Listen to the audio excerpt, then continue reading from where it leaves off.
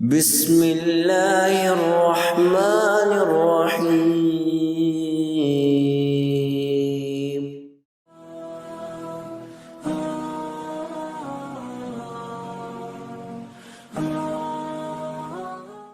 نحمده ونصلي على رسوله الكريم۔ اعوذ باللہ من الشیطان الرجیم۔ بسم اللہ الرحمن الرحیم۔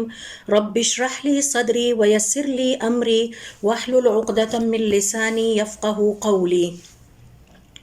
تمام تعریفیں اللہ رب العزت کے لیے ہیں کہ جس نے ہمیں ایمان اور ہدایت جیسی عظیم نعمت عطا کی، اور اب ہمارا یہ فرض بنتا ہے کہ ہم اپنی زندگی میں اللہ تعالیٰ کی مکمل فرما برداری کا مظاہرہ کریں۔ یہی تقویٰ کہلاتا ہے، اور اللہ تعالیٰ کی فرما برداری کا مطلب یہ ہے کہ جن کاموں کے کرنے کا اللہ تعالیٰ نے ہمیں حکم دیا ہے ان کو اپنی زندگی میں کریں، اور جن کاموں کے کرنے سے اللہ تعالیٰ نے ہمیں روک دیا ہے ان سے ہم اپنے آپ کو روک لیں۔ حقیقت بات یہ ہے کہ اللہ تعالیٰ کا انعام در انعام یہ ہے کہ اس نے ہماری ہدایت کے لیے حضور اکرم صلی اللہ علیہ وسلم پر قرآن کریم جیسی ایک ایسی عظیم کتاب اور ایک ایسا عظیم کلام نازل فرمایا ہے کہ جو رہتی قیامت تک ہمارے لیے ہدایت کا باعث ہے۔ اور یہ کتاب ہمیں مخاطب کرتے ہوئے کہتی ہے کہ کیا ہم اپنی گہری نیند سے بیدار ہونے کو تیار ہیں؟ کیا ہم اپنی غفلت کو ترک کر کے ہوش میں آنا چاہتے ہیں؟ کیا ہمیں یہ بات اچھی طرح سے یاد نہیں کہ اس دنیا کے بعد ہمیں دوبارہ عمل کا موقع نہیں ملے گا؟ اور کیا ہم اس بات کو ذہن نشین نہیں کرتے کہ جب ہم آخرت کی طرف منتقل ہو جائیں گے تو پھر وہاں سے کبھی بھی کسی اور جگہ پر نہیں جائیں گے؟ اس کا مطلب ہے کہ آج ہمارے پاس یہی ایک موقع ہے کہ جس میں ہم اپنے رب کو راضی کر کے اپنی آخرت کی تعمیر کر سکتے ہیں۔ مسلمان ہونے کے ناطے ہم سب کا یہ فرض بنتا ہے کہ جب ہم سے اللہ رب العزت کے حق میں کوئی غلطی ہو جائے تو ہم اسے فوراً نیکی کر کے مٹانے کی کوشش کریں، اور اپنی زندگی کے ہر لمحے میں نیکیاں کرنے کی کوشش کریں، کیونکہ یہی ہمارا حقیقی سرمایہ ہے۔ باقی سب کچھ یہاں رہ جائے گا، صرف ہمارا نیک عمل ہمارے ساتھ جائے گا، اور ہمارے یہ نیک اعمال ہمارے پرانے گناہوں کو ہمارے نامہ اعمال سے صاف کرنے کا باعث بنیں گے۔ یہ ہدف اور یہ آبجیکٹو اور یہ زندگی کا مقصد اس قدر اہم ہے کہ اللہ رب العزت نے قرآن کریم میں مختلف جگہوں پر جب انسانی زندگی کے مختلف مقاصد کا تذکرہ کیا تو ہر مقصد کی اہمیت کے مطابق اس پر زور دیتے ہوئے اس کے لیے محنت اور کوشش کا درجہ بھی متعین کر دیا۔ مثال کے طور پر سورۃ الملک کی آیت نمبر 15 دیکھیے کہ جب اللہ رب العزت نے ہمیں اپنا رزق اس زمین میں طلب کرنے کا حکم دیا تو فرمایا فمشو، چلو پھرو، یعنی تم زمین میں چلو پھرو گے، اللہ رب العزت تمہیں تمہارے حصے کا رزق عطا فرمائیں گے۔ اس کے بعد جب ہماری زندگی کے اگلے مقصد کا ذکر فرمایا اور وہ مقصد ہے نماز، تو اللہ رب العزت نے اس مقصد کی اہمیت پر زور دیتے ہوئے فرمایا، سورۃ الجمعہ کی آیت نمبر 9 دیکھیے، فَاسْعَوْا، اور دوڑ کر آؤ۔ تو نوٹ کیجئے کہ جب رزق کا ذکر کیا تو کہا چلو پھرو، اور جب نماز جیسے عظیم مقصد کا ذکر کیا تو فرمایا دوڑ کر آؤ۔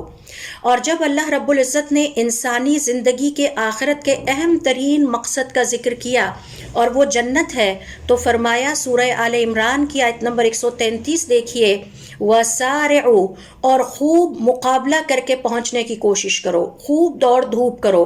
یعنی نماز سے بھی زیادہ جو ہے وہ جنت کے لیے ہمیں ایفرٹ کرنی ہے۔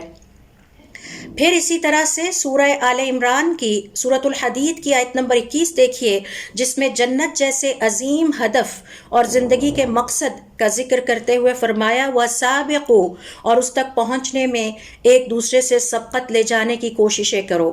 اور پھر آخر میں عظیم ترین مقصد کا ذکر کرتے ہوئے فرمایا کہ اللہ کی طرف آنے کے لیے فَفِرُّوا، تو فرار ہو جاؤ۔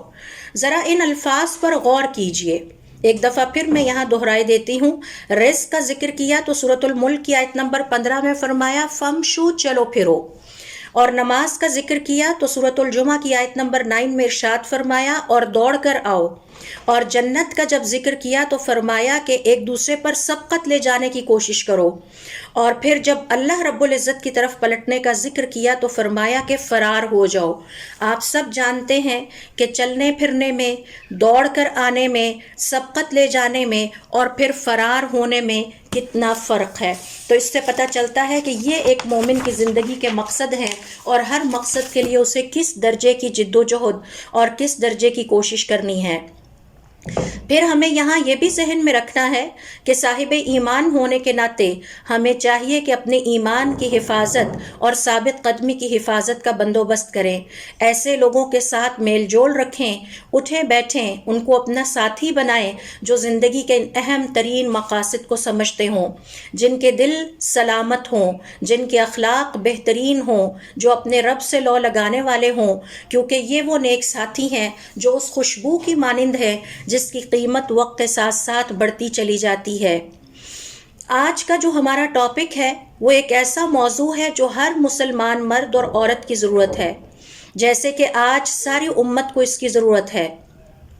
ہر زمانے کے مسلمان، ہر جگہ کے رہنے والے مسلمان اس کے ضرورت مند ہیں، اور وہ ہے ثابت قدمی اور استقامت، اور خاص طور پر اس چیز کی، اللہ رب العزت کی اس نعمت کی، یعنی ثابت قدمی اور استقامت کی نعمت کی قدر اور اس کی حاجت اور اس کی ضرورت اور اس کی قیمت اس وقت اور بھی زیادہ ہو جاتی ہے جب ہم اپنے ارد گرد فتنے اور آزمائشوں کو زور پکڑتا دیکھتے ہیں، اور جب ہم اپنے آپ کو مشکلات اور مصیبتوں میں گھرا ہوا پاتے ہیں۔ حقیقت بات یہ ہے کہ اگر ہم اپنی شریعت کا مطالعہ کریں تو ثابت قدمی اور استقامت، یعنی اللہ رب العزت کی فرما برداری پر ڈٹے رہنا،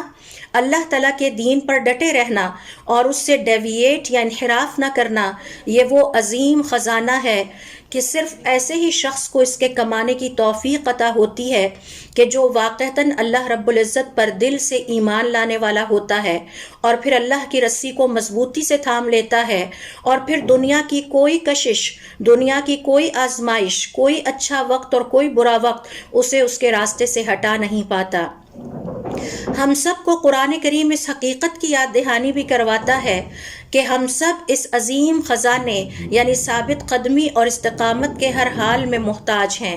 اور یہ وہ عظیم خزانہ ہے جو اس وقت قائم آتا ہے جب ہم اپنی نگاہوں کے سامنے حق اور باطل کی کشمکش اور حق اور باطل کی آپس میں جد و جہد اور ایک دوسرے کے خلاف برسر پیکار ہونے کو دیکھتے ہیں۔ یہ بھی ہمیں یاد رکھنا ہوگا کہ اللہ تعالیٰ نے اس دنیا میں خیر کو بھی پیدا فرما دیا اور شر کو بھی پیدا فرما دیا تاکہ وہ ہمیں آزمائے، اور اس دنیا کی زندگی میں ہمارے زندگی میں اتار اور چڑھاؤ بھی آتے رہیں گے، اچھے وقت بھی آئیں گے اور برے وقت بھی آئیں گے، اور یہ اللہ رب العزت کی سنت ہے، اور صاحب ایمان اپنے آپ کو اچھے وقت کے لیے بھی تیار رکھتا ہے اور برے اوقات کے لیے بھی اپنے آپ کو تیار رکھتا ہے، اور وہ بخوبی اس بات کا ادراک رکھتا ہے کہ کس طرح سے اس نے کن اوقات میں اپنے رد عمل کو ظاہر کرنا ہے، ایک ایسا رد عمل جو اللہ تعالیٰ کو پسند آ جائے۔ جس عظیم اور قیمتی خزانے کی آج ہم بات کر رہے ہیں جو کہ ثابت قدمی اور استقامت کہلاتا ہے، اس حوالے سے ہمیں یاد رکھنا چاہیے کہ ابھی ابھی رمضان کا موسم گزرا ہے۔ فضیلت کے موسم اور ایام آتے جاتے رہتے ہیں، زندگی کا حصہ ہیں۔ رمضان بھی آتا ہے، حج کے دن بھی آتے ہیں، لیلۃ القدر کی رات بھی آ کے چلی جاتی ہے، لیکن ایک حقیقی صاحب ایمان کی نشانی یہ ہے کہ وہ موسموں کی تبدیلی کے ساتھ تبدیل نہیں ہوتا، اس کا اللہ تعالیٰ کے ساتھ تعلق پر کوئی فرق نہیں پڑتا، اس کی زندگی میں تقوی کا درجہ اوپر نیچے نہیں ہوتا۔ یہ ایک مسلمان کی علامت نہیں ہے کہ جو رمضان آنے پر اللہ تعالیٰ کا اطاعت گزار اور فرما بردار بن جائے اور رمضان گزرنے کے بعد اللہ تعالیٰ کی نافرمانی پر اتر آئے۔ ایسا شخص دراصل منافق ہے اور شیطان کا فالوور ہے، شیطان کا پیروکار ہے۔ یہ جو ثابت قدمی اور استقامت کا عظیم خزانہ ہے، یہ ایک مومن کو اللہ رب العزت کی طرف سے ملنے والی نعمت ہے۔ یہی وجہ ہے کہ حضور اکرم صلی اللہ علیہ وسلم نے ہمیں یہ سکھایا کہ ہم اپنی دعاؤں میں یہ دعا بھی شامل کر لیں، یا مقلب القلوب ثبت قلبی علی دینک، اے دلوں کے مالک میرے دل کو اس دین کے اوپر ثابت قدمی عطا فرمانا۔ اس لیے کہ یہ ثابت قدمی بھی ہر مسلمان کو عطا نہیں کی جاتی، جو اس کا طلبگار ہوتا ہے صرف اسی کو عطا کی جاتی ہے، اور یہ وہ عظیم خزانہ ہے جو مسلمان کی مدد کو اس وقت اللہ رب العزت کی طرف سے پہنچتا ہے جب شیطان اسے چاروں طرف سے گھیر لیتا ہے، جب خواہشات نفس اس پر حملہ آور ہوتی ہیں، اور وہ اس کے ساتھ ساتھ مسلسل اللہ رب العزت کی بارگاہ میں توبہ بھی کرتا رہتا ہے اور اللہ رب العزت سے استغفار کا طلبگار بھی رہتا ہے۔ اور حقیقت بات یہ ہے کہ ہم اپنی زندگی میں جس طرح آکسیجن کے بغیر ایک لمحہ بھی نہیں گزار سکتے، اسی طرح سے ثابت قدمی کے بغیر جو اللہ رب العزت کی طرف سے ہمیں عطا کی جائے گی، ایک پلک جھپکنے جتنے لمحے کا بھی ہم وقت نہیں گزار سکتے۔ یہ وہ عظیم نعمت ہے جس کا ذکر اللہ رب العزت نے اپنے نبی کو اپنی نعمتیں گنواتے ہوئے بھی سورۃ الاسراء کی آیت نمبر 74 میں کیا، وَلَوْلَا أَن ثَبَّتْنَاكَ۔ اب اے محمد صلی اللہ علیہ وسلم،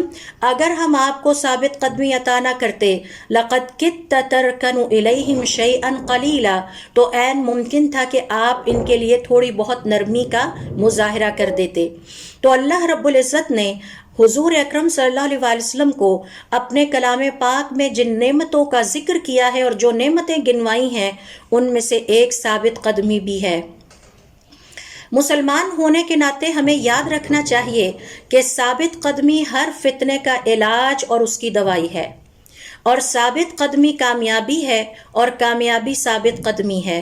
ثابت قدمی وہ فوز عظیم ہے اور اللہ رب العزت کی وہ عظیم مدد ہے کہ جو اس لمحے میں مسلمان کو پہنچتی ہے جب انسانی نفس پر خوف، بزدلی، تردد اور خواہشات نفس ہر طرف سے حملہ آور ہو جاتی ہیں۔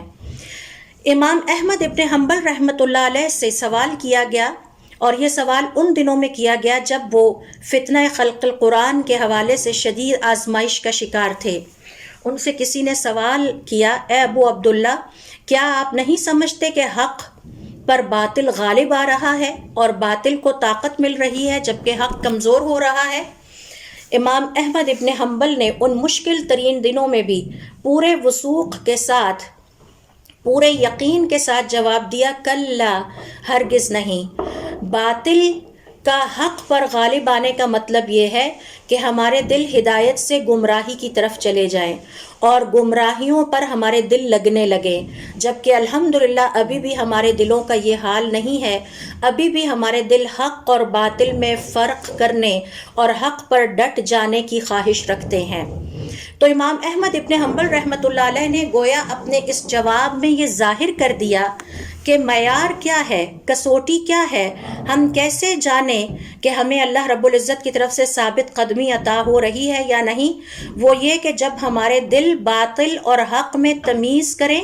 اور ہمیں بتائیں کہ یہ بات جھوٹ ہے، یہ بات غلط ہے اور حق یہ ہے، اور پھر ہمارے دل میں یہ خواہش پائی جائے کہ ہم ہر قیمت پر اپنی دنیا کو قربان کر کے اپنے رب کو راضی کرنے کے لیے حق پر ڈٹے رہیں گے۔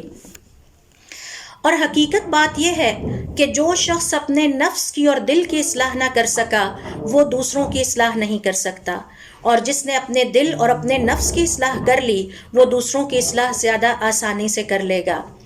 اور دل کی ثابت قدمی دراصل قدم یعنی پاؤں کی ثابت قدمی بنتی ہے،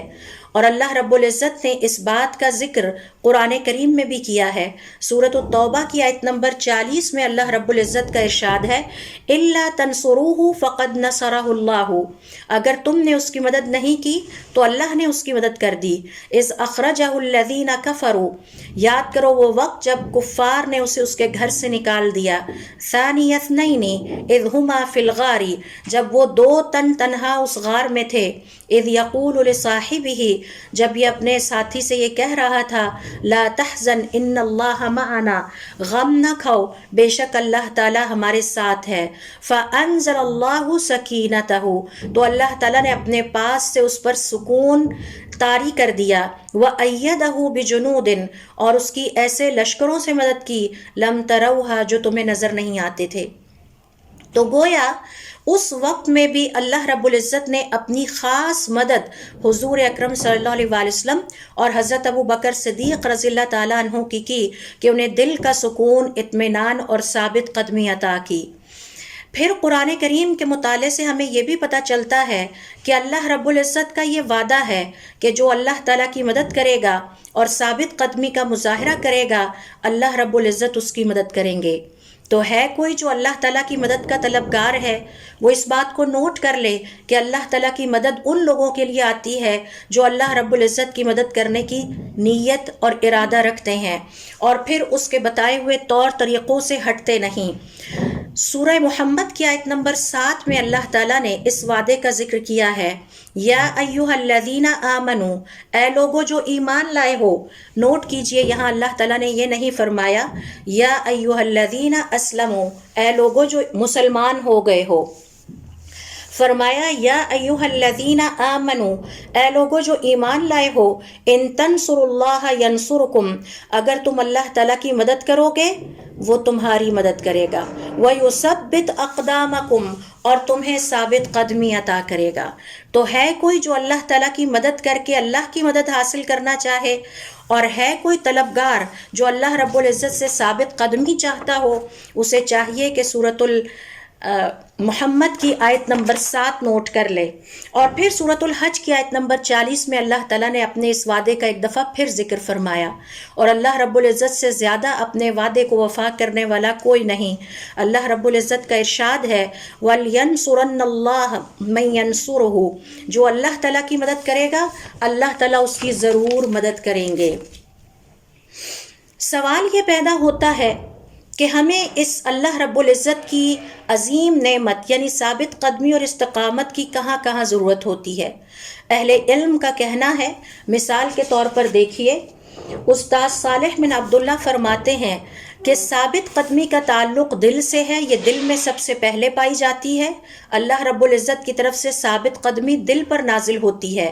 اور اس کا تعلق نفس سے بھی ہے، جب ہم اپنے نفس کو ڈسپلن کر پائیں۔ اس کا تعلق عقل سے بھی ہے، یہ زبان میں بھی ہوتی ہے، اور یہ قدم میں بھی ہوتی ہے، یعنی پاؤں میں بھی ہوتی ہے۔ یہ دنیا کی زندگی میں بھی مسلمان کی ضرورت ہے، موت کے لمحات میں بھی مسلمان کو ثابت قدمی کی ضرورت ہے، قبر میں بھی مسلمان کو ثابت قدمی چاہیے، برزخ کی زندگی میں بھی مسلمان کو اللہ تعالیٰ کی اس نعمت کی بڑی ضرورت پڑنی ہے۔ آخرت کی زندگی میں ہر لمحے صرف اور صرف اللہ رب العزت کی طرف سے عطا کردہ ثابت قدمی اس کا ساتھ دے گی، جب کوئی ساتھ دینے والا نہیں ہوگا۔ اور قیامت کی زندگی میں پل صراط سے گزرتے ہوئے، دین کے اوپر عمل کرتے ہوئے، اللہ تعالیٰ کی فرما برداری پر عمل کرتے ہوئے، حق بات کہتے ہوئے، حق کی خاطر جہاد کرتے ہوئے، حجت قائم کرتے ہوئے، اور جہاد کے وقت میں غرض یہ کہ ہر لمحے میں دنیا کی زندگی میں اور آخرت کی زندگی میں ایک مسلمان کو اللہ رب العزت کی طرف سے اس عظیم نعمت کی ہر لمحے ضرورت رہے گی۔ اسی طرح سے ثابت قدمی کی ضرورت ایک مسلمان کو اس وقت بھی پڑتی ہے جب اس کے دین کے حوالے سے شکوک اور شبہات پھیلا دیے جاتے ہیں،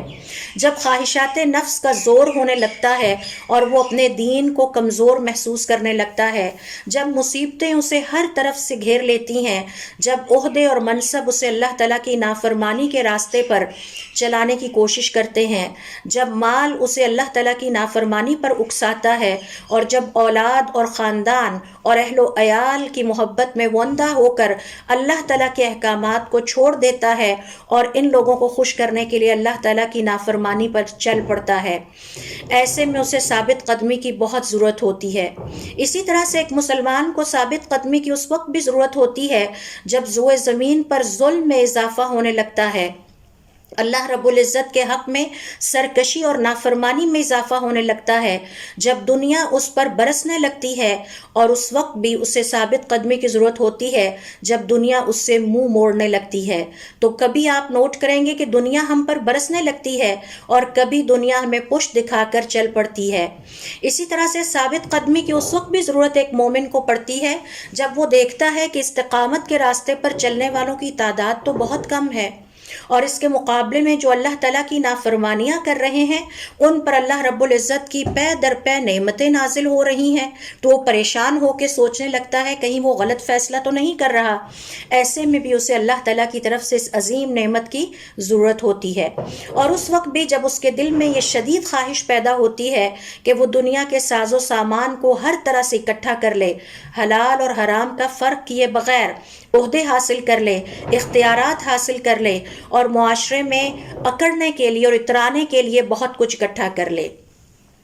اسی طرح سے اسے ثابت قدمی کی اس وقت بھی ضرورت ہوتی ہے جب وہ بہت غور و فکر اپنی امت کی کمزوری پر کرتا ہے اور دیکھتا ہے کہ اس کی امت کے حالات بہت خراب ہیں، تو بعض اوقات یہ بدگمانیاں اس کے دل میں جڑ پکڑنے لگتی ہیں کہ شاید آج میرا دین اس قابل نہیں رہا کہ اب میں اس جدید دور میں اس پر عمل کروں، اور شاید میں زندگی میں اس لیے پیچھے رہ گیا ہوں کہ میں نے اس دین پر عمل کرنے کا راستہ اختیار کیا۔ تو ایسے میں بھی ایک مومن کو ثابت قدمی کی بہت زیادہ ضرورت ہوتی ہے۔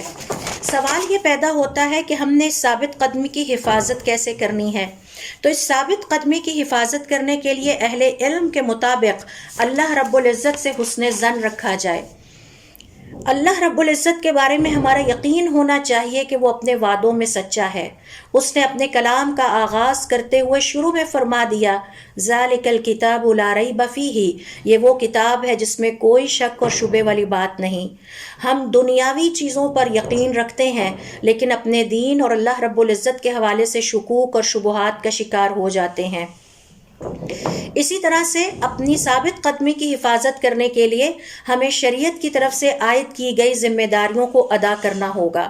اہل علم کے مطابق جو شخص بھی شریعت کی طرف سے عائد کی گئی ذمہ داریوں کو جتنے اچھے طریقے سے ادا کرے گا اتنی ہی اسے اللہ تعالیٰ کی طرف سے ثابت قدمی کی نعمت عطا کی جائے گی۔ مثال کے طور پر شریعت میرے اوپر ماں ہونے کے ناطے کچھ ذمہ داریاں عائد کرتی ہیں،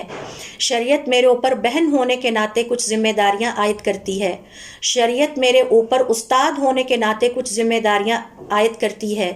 اور اگر میں اپنی ان ذمہ داریوں کو اللہ رب العزت کو خوش کرنے کے لیے بھرپور طریقے سے احسن طریقے سے ادا کروں گی تو اللہ رب العزت کا قرآن کریم میں وعدہ ہے کہ وہ اتنا ہی ہمیں دنیا کی زندگی میں ثابت قدمی عطا کرے گا۔ سورۃ النساء کی آیت نمبر 66 سے 68 میں دیکھیے، اللہ رب العزت کا ارشاد ہے، وَلَوْ أَنَّهُمْ فَعَلُوا مَا يُوعَظُونَ بِهِ، اگر وہ سب کچھ کر لیتے جن کے کرنے کی انہیں نصیحت کی جاتی تھی، لَكَانَ خَيْرًا لَهُمْ، تو ان کے لیے بہتر ہوتا، وَأَشَدَّ تَثْبِيتًا، اور انہیں اور ثابت قدمی عطا کرتا۔ تو اللہ رب العزت نے جو ذمہ داریاں ہمیں عطا کی ہیں اگر ہم انہیں احسن طریقے سے آج دنیا کی زندگی میں نبھاتے ہیں تو اس سے ہماری ثابت قدمی کی نعمت میں بتدریج اضافہ ہوتا جائے گا۔ اور پھر اللہ رب العزت فرماتے ہیں وَإِذًا لَآتَيْنَاهُم مِّن لَّدُنَّا أَجْرًا عَظِيمًا، اس کے علاوہ بھی ہم اپنے پاس سے انہیں اجر عظیم عطا کرتے، وَلَهَدَيْنَاهُمْ صِرَاطًا مُسْتَقِيمًا، اور آگے بھی انہیں سیدھے راستے پر چلاتے، سیدھا راستہ دکھاتے۔ یہ سیدھا راستہ دنیا کی زندگی میں بھی ہے اور یہ راستہ آخرت کی زندگی میں بھی ہے، جہاں اللہ تعالیٰ کی طرف سے ہمیں اتنی ہی رہنمائی اور ثابت قدمی عطا ہوگی جس قدر ہم نے اچھے طریقے سے اپنی ذمہ داریاں ادا کی ہوں گی۔ اسی طرح سے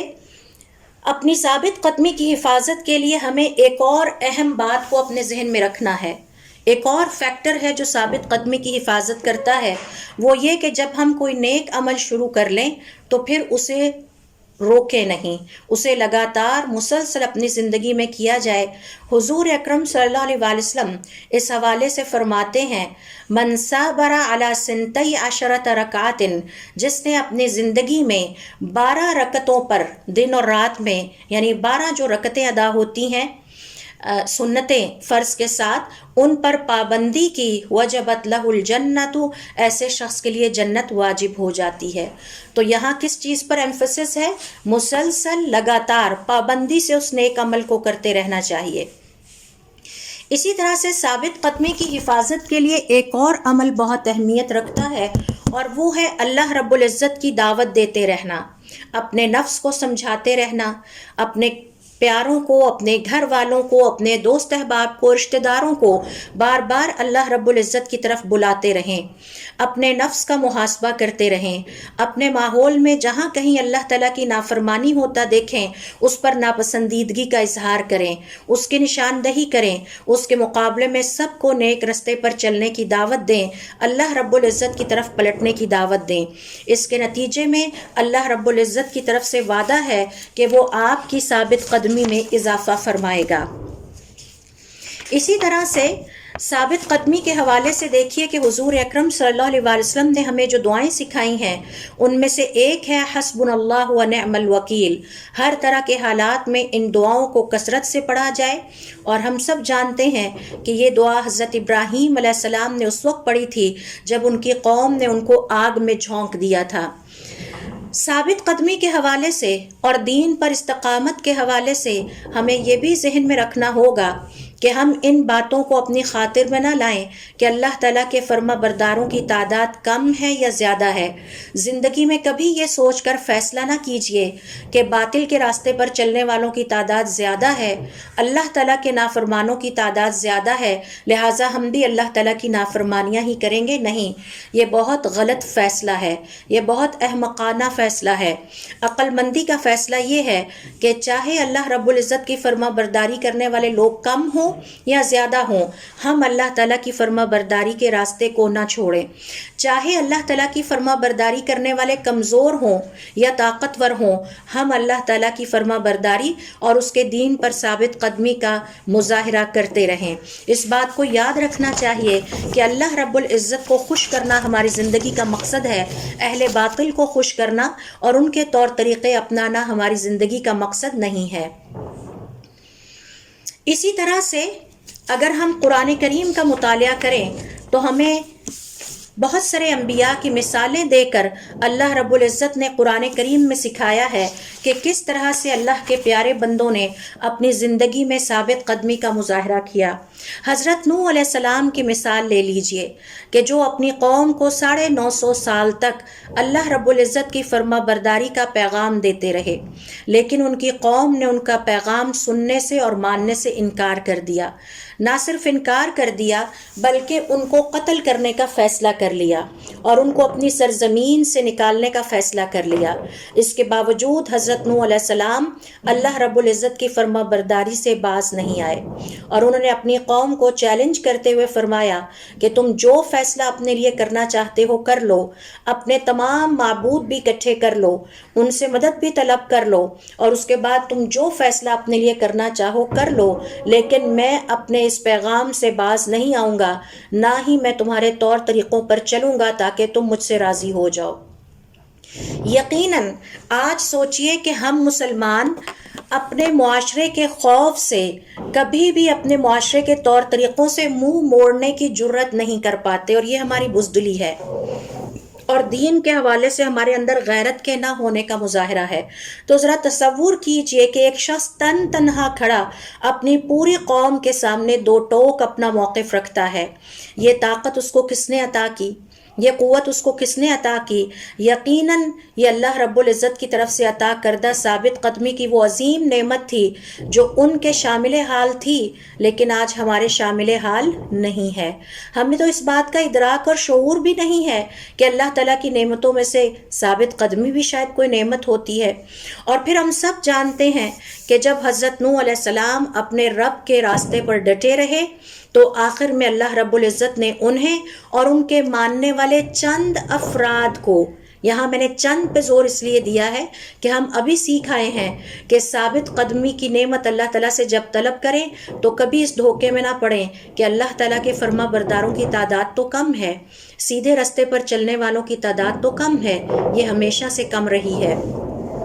تو حضرت نوح علیہ السلام اور ان کے ساتھ چند افراد نجات پا گئے، جبکہ باقی ساری کی ساری میجورٹی اور اکثریت غرق ہو گئی۔ تو اکثریت اس بات کا معیار نہیں ہے کہ سب ٹھیک ہیں۔ اگر آج ہمارے معاشرے کی اکثریت موسیقی سنتی ہے تو اس کا یہ مطلب نہیں ہے کہ وہ سب ٹھیک ہیں۔ آج اگر ہمارے معاشرے کی اکثریت اسراف کا مظاہرہ کرتی ہے، تعیش پرستی کا مظاہرہ کرتی ہے، اختلاط کا مظاہرہ کرتی ہے، بے حجابی اور بے پردگی کا شکار ہے، تو یقین کر لیجئے کہ یہ اکثریت گمراہی کا شکار ہے اور اللہ رب العزت کے غیظ و غضب کے راستے پر چل پڑی ہے۔ پھر یہاں پر میں آپ سے دوسری مثال شیئر کروں گی حضرت ابراہیم علیہ السلام کی۔ ذرا تصور کیجئے کہ ایک نوجوان بچہ اس بادشاہ سے یا ایک نوجوان اس بادشاہ سے مکالمہ کرتا ہے جو اپنے وقت کا بہت بڑا ایک طاقت کا سرچشمہ ہے، اور اس نے انسانوں کو اپنا بندہ بنا لیا تھا اور وہ خود ان کا رب بن کے بیٹھ گیا تھا۔ تو حضرت ابراہیم علیہ السلام نے تنہا اس سے مکالمہ کیا۔ حضرت ابراہیم علیہ السلام کو یہ ثابت قدمی کی نعمت کس نے عطا کی؟ اللہ تعالیٰ نے۔ پھر ذرا تصور کیجئے کہ یہیں پر یہ قصہ ختم نہیں ہو جاتا۔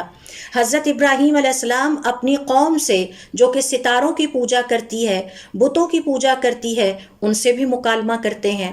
آج ہم اپنے خاندان کی مخالفت اللہ کے مقابلے میں مول لیتے ہوئے ڈرتے ہیں، تو تصور کیجئے کہ ایک نوجوان اپنی پوری قوم، قبیلے اور برادری کو ایک طرف رکھ رہا ہے اور اللہ رب العزت کے پیغام پر چلنے اور سب کو اس کی دعوت دینے پر ثابت قدمی کا مظاہرہ کر رہا ہے۔ یہ ہے وہ دین اور ایمان جس کی ہمیں ضرورت ہے آج، اور اگر یہ ہمارے پاس ہوگا تو امت مسلمہ کے حالات بدلیں گے۔ اور اسی کے بارے میں علامہ اقبال رحمۃ اللہ علیہ فرماتے ہیں، نگاہ مرد مومن سے بدل جاتی ہیں تقدیریں۔ پھر ذرا دیکھیے کہ یہی نوجوان جس کا ذکر قرآن کریم میں اللہ رب العزت حضرت ابراہیم علیہ السلام کے نام سے کرتے ہیں، وہ اپنے پیارے ابا جان سے پیار بھرے لہجے میں مخاطب ہے اور ان کو توحید کا پیغام دیتے ہوئے کہتا ہے کہ ابا جان، یہ بت ہمیں کوئی فائدہ نہیں پہنچا سکتے۔ تو گویا اس نوجوان نے اپنے گھر کے اندر امر بالمعروف اور نہی عن المنکر کا فریضہ سر انجام دیا، اللہ تعالیٰ کی نافرمانی سے سب کو روکا، اپنے دوست احباب کو، اپنے رشتہ داروں کو، اس کے بعد اپنی قوم کو، اور اس کے بعد بادشاہ وقت کو للکارا۔ کس نے اس نوجوان کو اتنی قوت عطا کی کہ اس نے اللہ رب العزت کے پیغام کو پوری دنیا تک پہنچانے کی ہمت کر لی؟ یقیناً یہ اللہ رب العزت کی طرف سے عطا کردہ وہ ثابت قدمی تھی جس سے آج میں اور آپ ہم سب محروم ہیں۔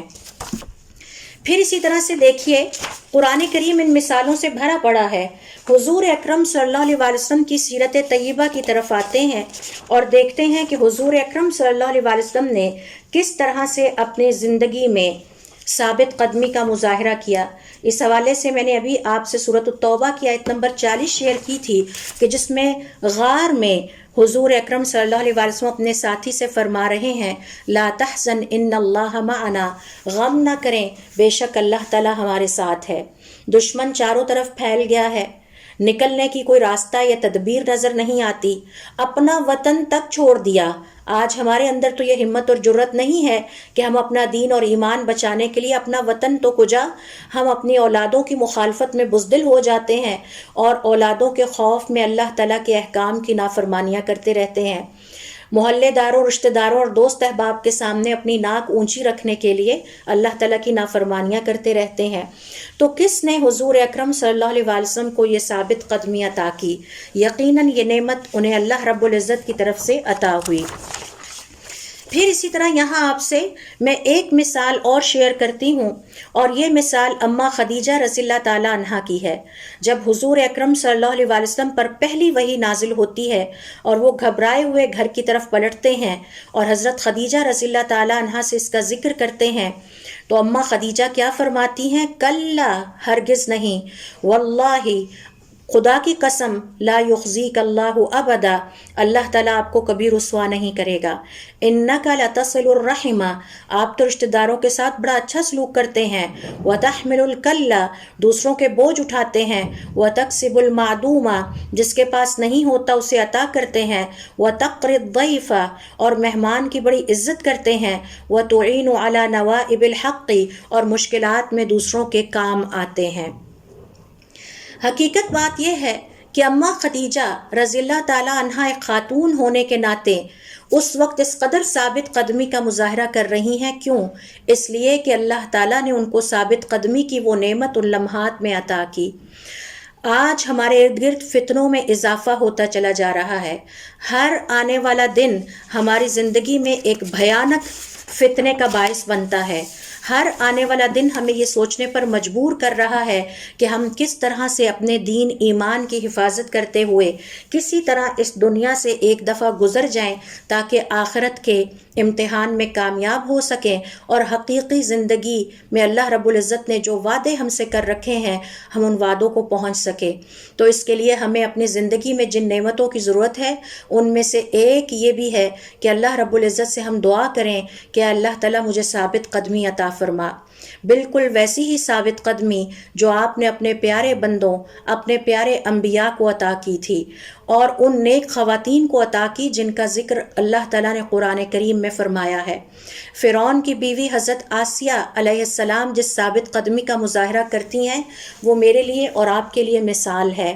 حضرت مریم علیہ السلام نے اپنی زندگی میں جس ثابت قدمی کا مظاہرہ کیا وہ میرے لیے اور آپ کے لیے مثال ہے.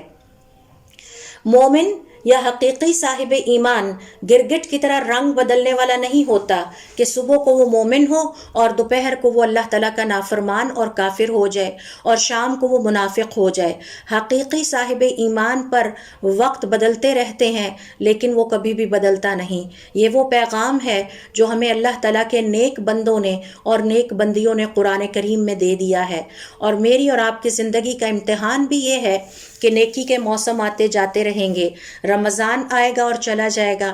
حج کے ایام بھی آئیں گے اور چلے جائیں گے، لیکن ہمارا اللہ رب العزت کے ساتھ تعلق ہر نیکی کے دنوں میں مضبوط سے مضبوط ہوتا چلا جانا چاہیے. اسے کمزور نہیں پڑنا چاہیے. ہر آنے والے دن میں اللہ رب العزت کی اطاعت اور فرما برداری میں اضافہ ہوتے رہنا چاہیے، اسے واپس نہیں آنا چاہیے. تو اللہ تعالی ہم سب کو توفیق عطا فرمائے کہ ہم جو کچھ بھی سیکھیں اس پر عمل کریں اور اپنے پیاروں تک بھی اس خوبصورت پیغام کو پہنچائیں. اور اللہ رب العزت ہمیں ہمت اور توفیق دے کہ ہم سب کے لیے اصلاح اور خیر کا باعث بنیں. سبحانک اللہم و بحمدک اشہد ان لا الہ الا انت استغفرک و اتوب الیک.